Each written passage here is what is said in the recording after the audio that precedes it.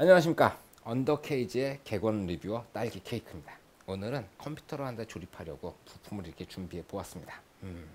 잠깐 부품을 살펴보도록 하겠습니다. 첫 번째는 CPU입니다. 스카이레이크 i7 6700K입니다. 이 CPU의 특징은 안에 그래픽카드가 들어가 있다는 거죠. 이 전 세대에 비해 가지고 그래픽카드가 조금 더 좋아졌습니다. HD 530이란 모델이 들어갔고요. 14나노 공정으로 만들어져 있어요. 거기에다가 전력 소비량은 91W입니다. 많이 낮아졌어요. 그리고 6700K라고 말씀드렸잖아요. i5 6600K도 있어요. CPU D에 K가 붙으면 이게 무슨 소리냐면은 오버클럭을 위해서 배수 락을 해제했다는 뜻이에요. 그러니까 오버클럭을 위해서 만들어진 CPU라는 거예요.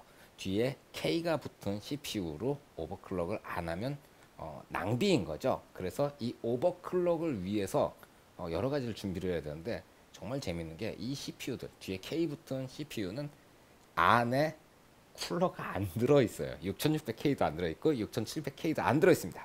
그래서 저희가 준비한 게 이 녀석입니다. 쿨러 마스터의 V8GTS라는 쿨러예요. 특징이 앞 뒤로 두 개의 140mm짜리 팬이 들어있어요. 상당히 강력한 팬이 두 개나 들어가 있다는 거죠. 그리고 앞에 가운데 뒤에 이 세 군데의 방열판이 있어요. 그래서 공랭식 쿨러치고는 상당히 강력한 쿨링 성능을 보여주고요. 거기에다 덩치도 상당히 크잖아요. 그래서 이걸 컴퓨터에 달아놓으면 상당히 멋있기도 하답니다. 뭔가 큰 일을 해줄 것 같은 쿨러를 준비를 했고요. 그리고 그 옆에 들어있는 건 SSD입니다. SSD 그러면 다들 그 외 노트북용 하드만한 2.5인치짜리 그걸 생각을 하시는데 요거는 M.2라는 규격이에요. 일반적으로 그 SATA를 사용하는 SSD에 비해 가지고 상당히 큰 대역폭을 가지고 있고 요것만 하더라도 삼성의 850 에보라는 M.2 SSD인데 쓰기 속도가 900메가입니다. 그리고 읽기 속도는 2200메가예요. 1초에 그만큼 나온다는 거예요. 상당히 빠른 속도를 자랑하는 M.2 SSD. 그 옆으로 같은 회사 삼성램입니다. 아마 국내에서 가장 많이 팔리는 램일 거예요. DDR4고요. 그리고 16기가짜리 램을 두 개를 준비를 했습니다. 두 개 하면 32기가 되는 거죠. 이 메인보드에 램을 꽂을 수 있는 슬롯이 4개밖에 없기 때문에 그래도 좀 여유를 갖기 위해서 16기가짜리를 준비를 했어요.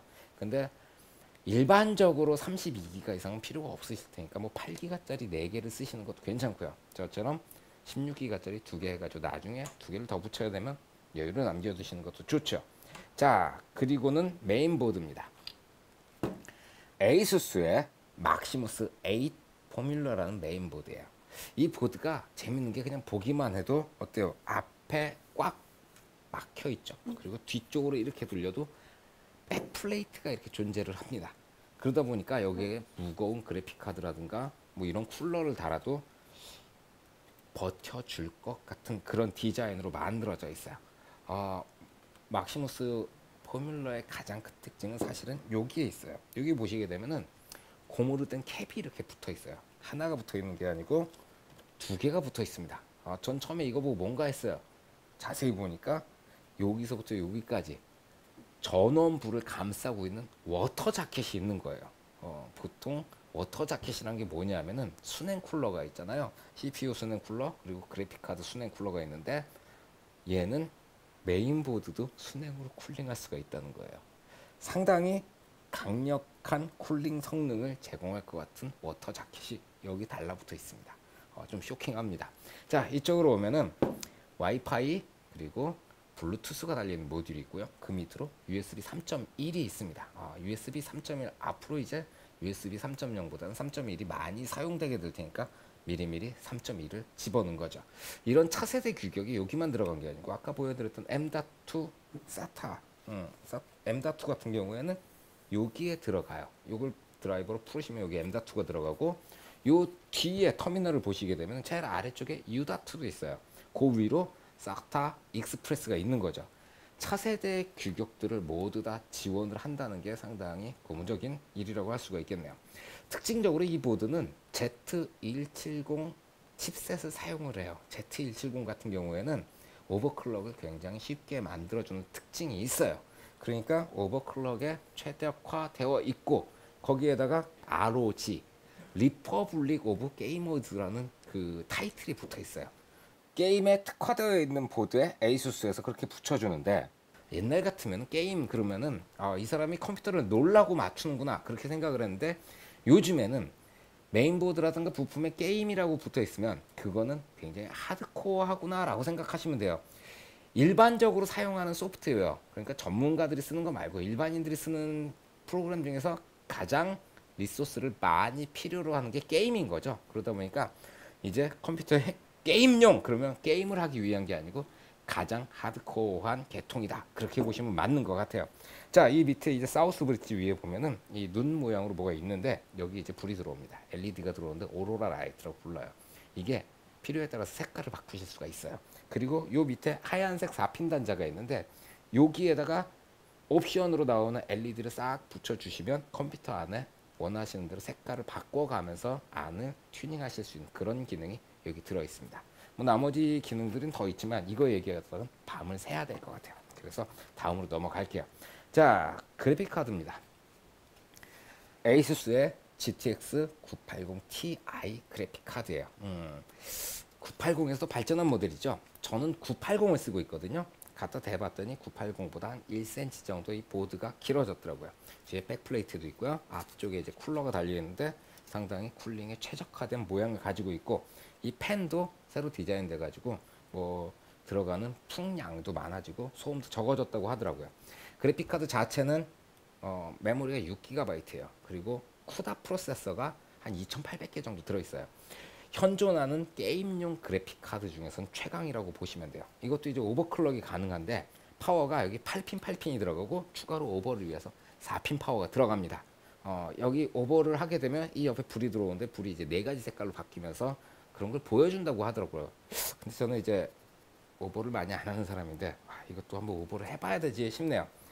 자, 그리고는 회심의 일격 썬더볼트 인터페이스입니다. 저희가 사실 이 컴퓨터를 조립하는 게 게임을 위해서가 아니고 4K 동영상을 위해서 이 컴퓨터를 조립을 하는 거예요. 그런데 4K 동영상이라는 게 워낙 데이터의 양이 크다 보니까 왔다 갔다 거리는 데이터가 크면 시간이 오래 걸리잖아요. 그래서 썬더볼트 인터페이스가 필요했던 거예요. 이 썬더볼트 카드에 적용되는 메인보드들이 있으니까 그 리스트를 보시고 썬더볼트가 필요하시면은 보드를 결정하시면 되는 거죠. 상당히 기대가 되는 썬더볼트 인터페이스라고 할 수가 있습니다. 자, 이게 뭐냐면은 안텍의 1300W짜리 파워예요. 저희가 오버클럭을 계획을 하고 있다 보니까 그에 맞춰가지고 튼실한 파워가 필요했던 거죠. 이렇게 그냥 들고만 있어도 파워가 상당히 묵직해요. 안에 들어간 부품들이 무거워졌으니까 대략 이렇게 봐도 부품이 번쩍번쩍거리는 게 상당히 고급 부품이 들어간 게 티가 나네요. 거기다가 특징적으로 뒤에가 이렇게 모듈화 되어 있어요. 일반적으로 조금 저렴한 파워들을 보게 되면 여기 이제 파워 케이블들이 주렁주렁 달려 있잖아요. 필요한 것만 갖다 꼽아 가지고 세팅하라는 얘기예요. 요즘에 이제 4핀 파워 같은 거 많이 안 쓰시니까 4핀 파워 케이블 그런 건 하나만 꽂아도 되겠죠. 여기에는 요 그래픽 카드 뒤에 오버클럭을 위해서만 들어가니까 오버클럭 하실 분들만 그 4핀을 꽂으시면 되고 사타 뭐 하드 같은 걸 뭐 6개씩 꼽으신다. 그러면 사타 쪽으로만 꼽으시면 되는 그런 식으로 모듈화가 되어 있기 때문에 내부에서 케이블이 엉키는 것들을 방지하실 수가 있는 거죠.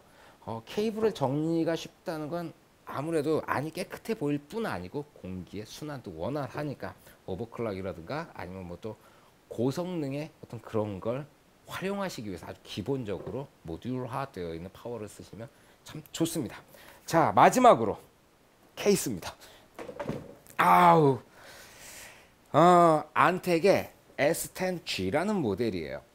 안텍 S10 같은 경우에는 옆이 알루미늄으로 만들어져 있어요. 그런데 S10G는 글라스죠. 강화 유리, 스모크 강화 유리 5T짜리가 여기 붙어 있습니다. 이렇게 누르면 이 도어가 열려요. 이 안을 보시게 되면은 S10G의 특징은 이 카드가 들어가는 부분들, 스토리지하고 그리고 메인보드가 들어가는 부분하고 그 밑에 파워가 들어가는 부분 세 군데로 나눠져 있다는 거예요. 스토리지가 들어가는 베이하고 메인보드 베이 사이에 공간이 있어 손이 들어가는데 일로 메인보드 쪽에 공기를 집어넣어 줘요.